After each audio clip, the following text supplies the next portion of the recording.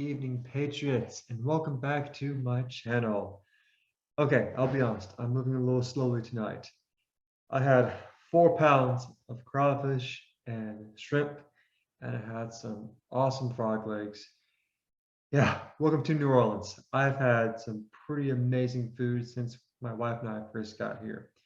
So it's 11 p.m. I have my coffee. I'm full of great food, and I figured, you know what?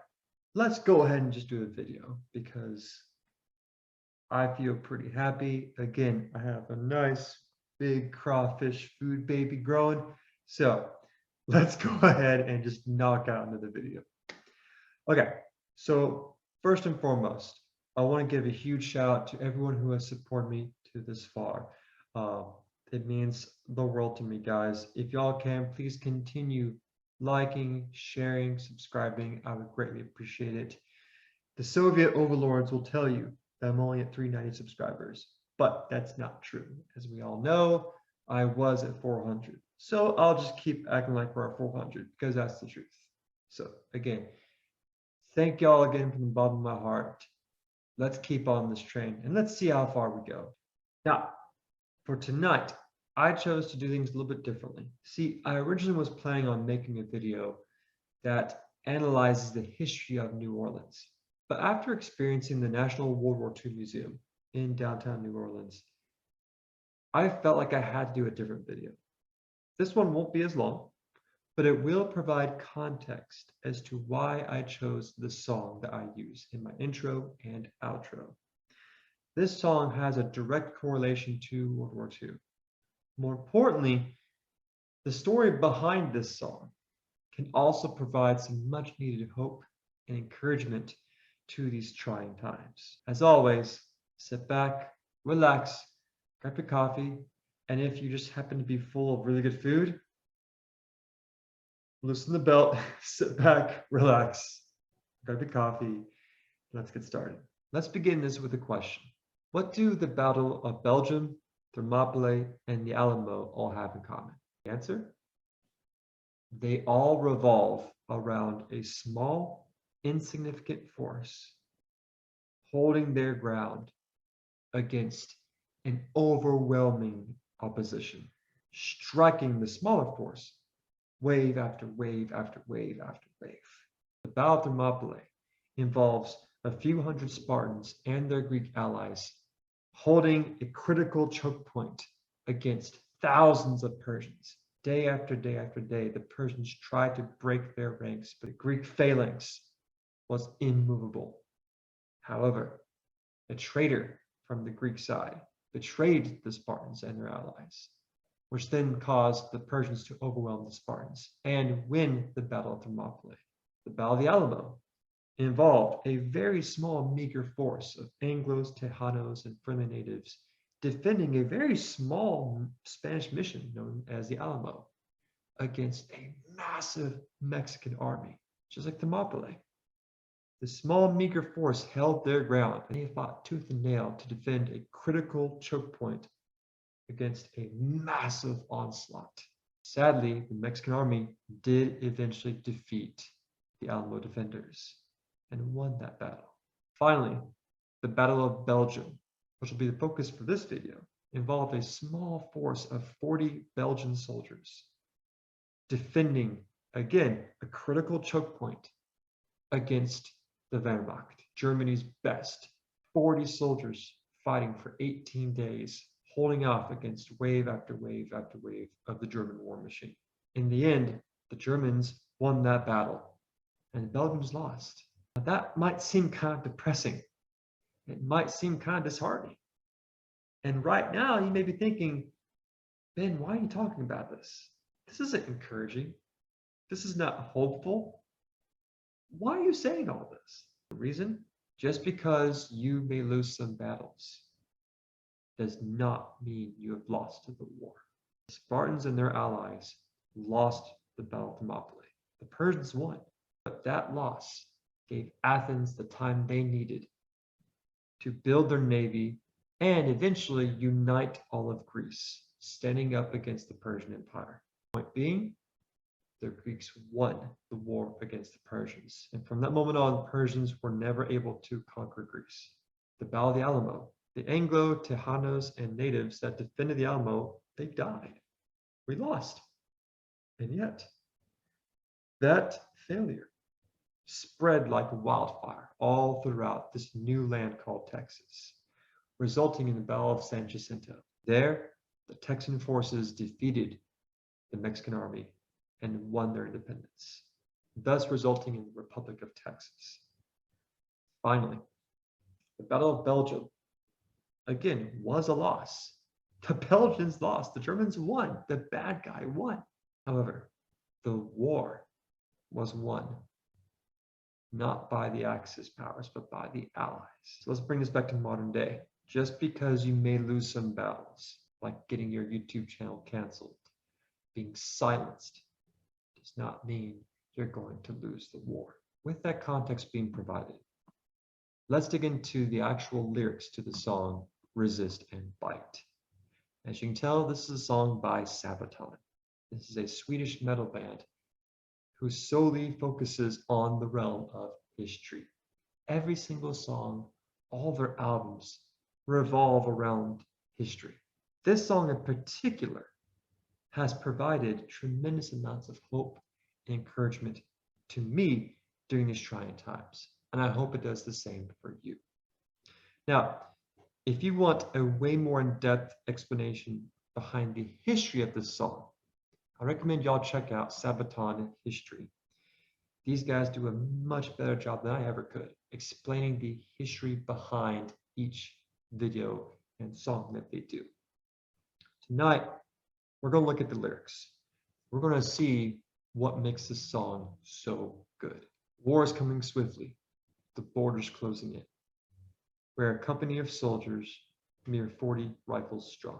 To paraphrase, it's saying that during the Battle of Belgium, 40 Belgian soldiers were tasked with defending a critical choke point in the Ardennes. The Germans were trying to do what they did in World War I. In order to conquer France, they had to go through Belgium. Specifically, they had to go through a forested region known as the Ardennes. Now, the Belgians were not a big military power.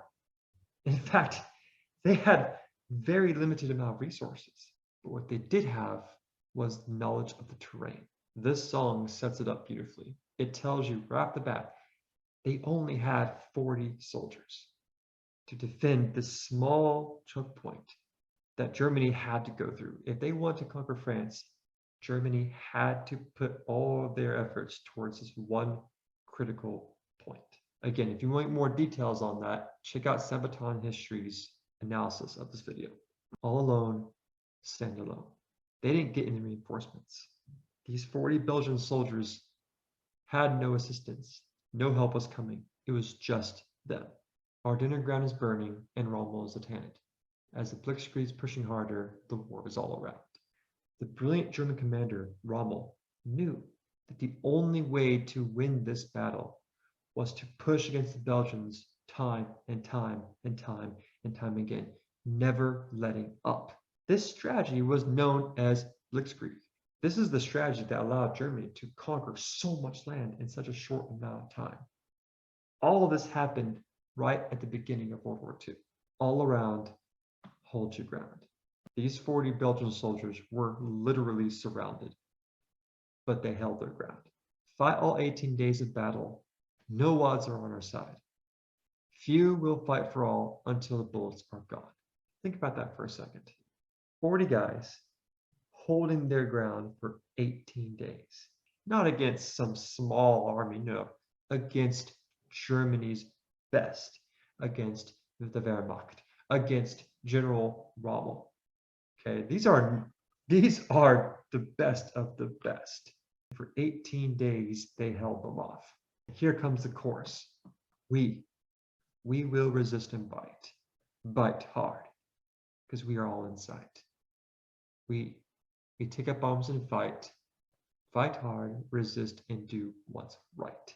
This is the best part of the song. The Belgian soldiers resisted, no matter what. They fought back. They fought back hard. They knew they were the only ones in sight. They knew they had no help coming. They could have easily retreated, but they didn't. They took up their arms and they fought hard. Why? Because they knew what they were doing is right. So let's refocus this for a minute. Let's take this back to the modern day. As many of y'all have noticed, many YouTubers have been silenced and canceled just for exercising their freedom of speech, just for saying what they think. But what do? Do these other YouTubers quit? Do they tail and run? Do they retreat? No. What do? They resist and bite. They bite hard. They know that they're all in sight. They know that they're fighting a losing battle, but they don't quit. They hold their ground, they stand firm, and they fight. Why? They know what they're doing is right. Let's continue. No matter our fighting, the numbers wheels don't count. We're outnumbered in few numbers. We're doomed to flag of fail. These Belgian soldiers knew they were going to fail. They knew they were doomed going into this. They knew they were no match for the Wehrmacht. So why did they do it then? If they knew they were going to fail, why did they do it? If the Spartans and their Greek allies, if they knew they were going to fail against the Persians, if the defenders of the Alamo knew they were going to die, why did they do it? Because they knew that no matter what happens, their actions are going to be told by others. Their sacrifice is going to stand the test of time. Their fighting, their bravery, their courage is going to be found out by other people. And those other people will take up their fight, their arms, and fight in their name. In my view, the answer is simple. They did it because it was the right thing to do. Let's continue. We fought hard, held our guard. When captured by the Axis and forced to tell the truth, we tell them with a smile, and we will surprise them with a laugh. We are all. We were all. This is a really cool part of the story. When Germany defeated these Belgian defenders, those who were still alive were captured. They were interrogated by the German soldiers. Now, the Germans had no idea that it was just 40 soldiers. The German soldiers thought they were fighting against a whole battalion of Belgian soldiers. They had no idea it was just 40. So when the German soldiers were interrogating the Belgians, they were asking them, where are the others? Where is the rest of your army? Where are they? And the Belgians laughed. They spit out the blood and they laughed. And they said, we are all. We were all. You Germans were held off by 40 Belgians for 18 days. How does that make you feel? Every time I hear this, I think of the scene from The Dark Knight where Batman is beating up the Joker and the Joker is laughing. Here's Batman with all of his strength. Where are they? Where are they? And the Joker just laughs. You have nothing to threaten me with. Nothing to do with all of your strength. Bringing it back to modern day. The Soviet overlords of this platform will try to silence you. They will try to interrogate you. They will try to scare you. But here's where it gets really cool. Those that the overlords have canceled, they're not politicians. They're not millionaires. They're a few people. They're just a few voices that have held their ground. Just a few people who have had the courage to stand up and fight back. Now, even though it may be kind of discouraging, take heart and know that if these almighty powerful overlords are scared this much by just a few people, imagine how terrified they would be if more rose up and fought back. So again, going back to history, the all-powerful Wehrmacht thought that they were fighting against battalions of Belgian soldiers, but in reality, they were just fighting up against 40 Belgians that stood their ground. We were told to hold the border, and that is what we did. On were our orders, despite of our foe.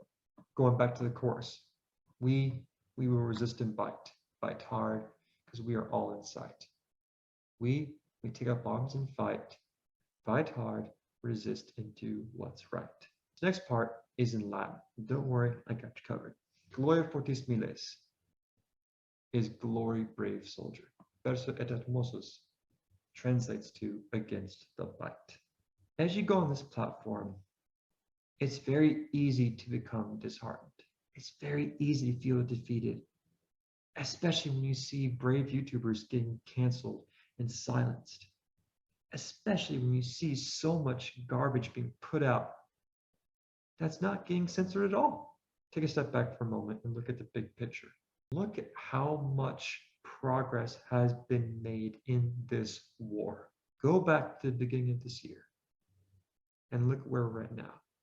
Look at how many dominoes have fallen. Look at how many voices have risen up from the ashes. Look at how many people have become united under one unified cause. More importantly, look at the fire that has started. As we learned last week, this war, this fight is not an American one. It's a global one. You may lose some battles, but the war is just beginning. And just like we've seen in history, you can lose many battles and still win the war. In closing, I want to finish off with this. I don't know what's going to happen in the next few months. I have no idea, but know that this war is far from over. A lost battle does not mean a lost war. A lost battle simply means it's just another step to the war eventually being won. So I encourage you, check out that song, download it, listen to it, find your own motivation if you wish. That's your call. Before I go, please make sure to like, share, subscribe. I'd greatly appreciate it. If you want to donate to this channel, that'd be fantastic. Any donations you make will go towards getting better gear, better equipment for this channel. Finally, please show your love and support to the YouTubers below. They are the real fighters. They are the ones in the trenches. They are the Belgian soldiers. They are the Spartans. They are the Alamo defenders. Of all things I've learned about history, the one thing that has stood out to me the most is that even the smallest person, most insignificant person, can still change the world. On that note, I hope you'll have a fantastic night, and I'll see y'all later this week. Never surrender, never submit. This Constitution vet, signing out.